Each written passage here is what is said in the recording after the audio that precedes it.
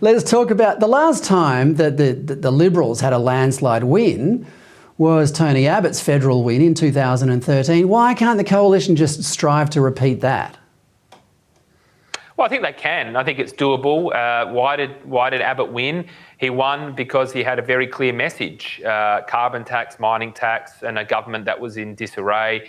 And Abbott provided the leadership to communicate these issues day in, day out. I think that the Albanese government is very similar. They've got a lot of policy deficiencies.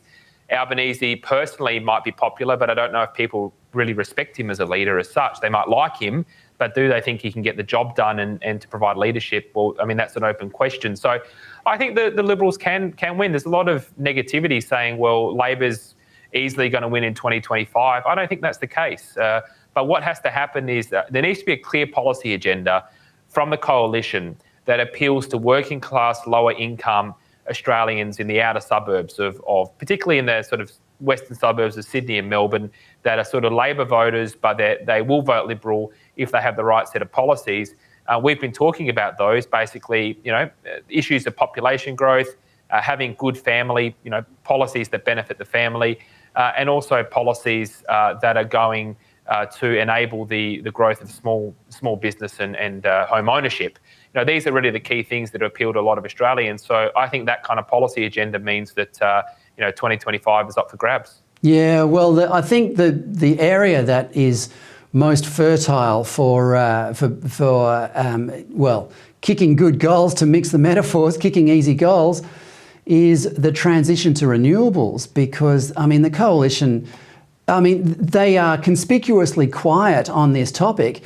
But today, Pawle, the former CEO of Snowy 2.0, told 2GB Radio, he said, quote, "The notion that we can have 80% renewables by 2030 is, and you'll have to pardon my French here, bullshit."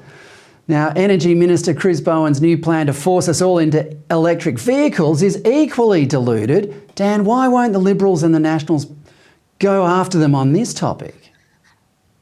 Oh, look, that's a good question. There's a big issue here. What Labor is doing with renewables is not going to work. And we're already seeing that. Prices are at record highs. We've got supply vulnerabilities, yet they're still persisting with things like a cap on gas prices, despite, chief government bodies like the Australian Energy Market Operator clearly saying we need more gas, not less gas on our East Coast market. So I agree there's a huge vulnerability and opportunity there for the coalition. And, we have seen a discussion about nuclear. Ted O'Brien, as the relevant minister, has been talking about that. I think we need a bit more and to have a concrete policy, but they are moving in that direction.